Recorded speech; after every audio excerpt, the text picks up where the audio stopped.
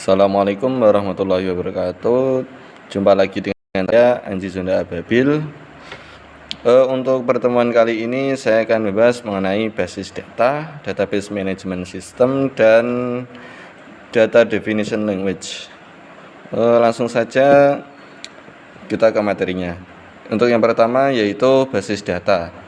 Basis data atau database adalah kumpulan data atau informasi yang terstruktur dan tersimpan secara sistematis di dalam komputer.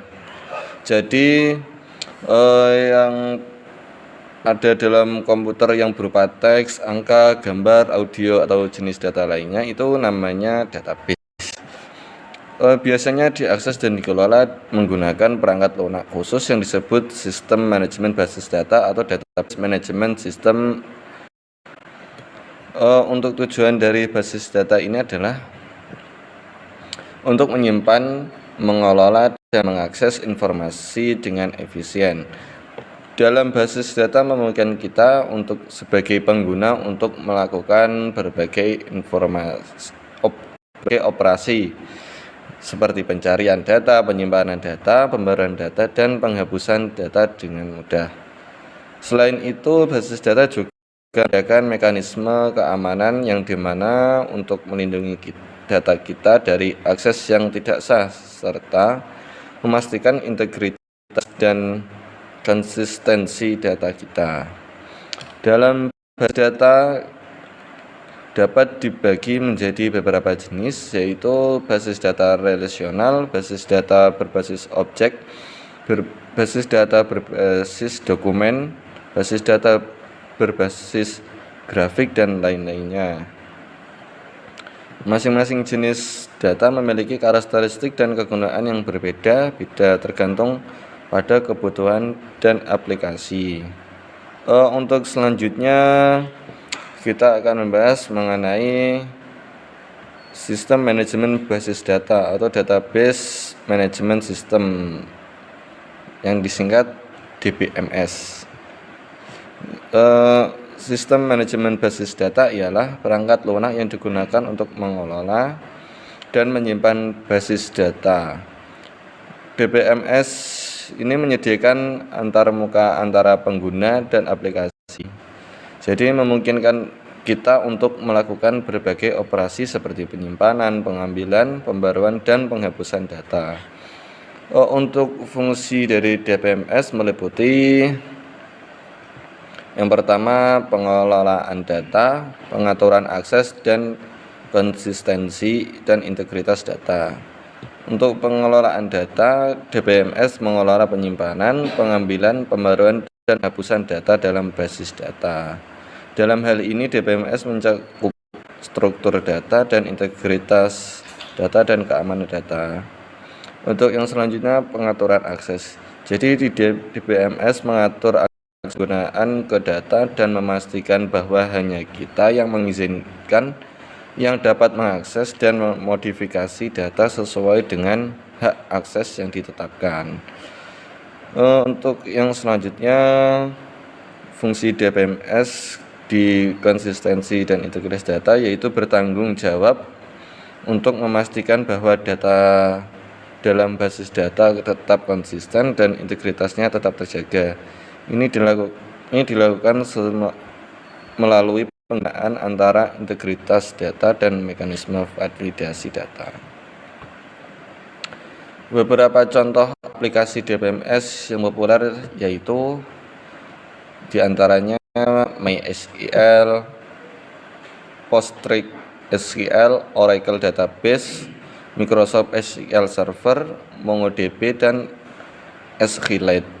Setiap DBMS memiliki fitur dan keunggulan dan kelemahan masing-masing, sehingga kita harus memilih dan mempertimbangkan sesuai apa yang kita butuhkan dan skenario apa yang kita gunakan.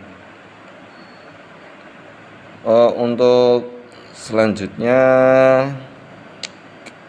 yaitu mengenai data definition language atau disingkat DDL. Data definition language adalah sebagian dari sistem manajemen basis data yang digunakan untuk mendefinisikan, mengubah, dan mengelola struktur objek dalam sebuah basis data. Ya, jadi DDL ini yaitulah bahasa pemrograman yang digunakan untuk mendefinisikan struktur dari suatu database, yang digunakan untuk mengubah dan menghapus struktur objek database seperti tabel, indeks, kunci, dan pandangan. Salah satu komponen penting dalam SQL yang digunakan untuk mengelola database. DLL umumnya mencakup beberapa perintah-perintah. Ini ada beberapa contoh perintah dalam DDL. Itu pertama create. Create digunakan untuk perintah membuat objek baru dalam basis data. Contohnya termasuk membuat tabel baru, membuat indeks, membuat view, dan sebagainya. Untuk yang kedua yaitu alter. Itu perintah alter digunakan untuk mengubah struktur objek yang sudah ada dalam basis data.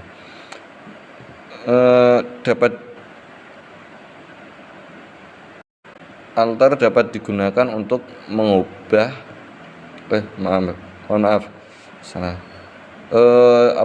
untuk menambah, menghapus, atau mengubah kolom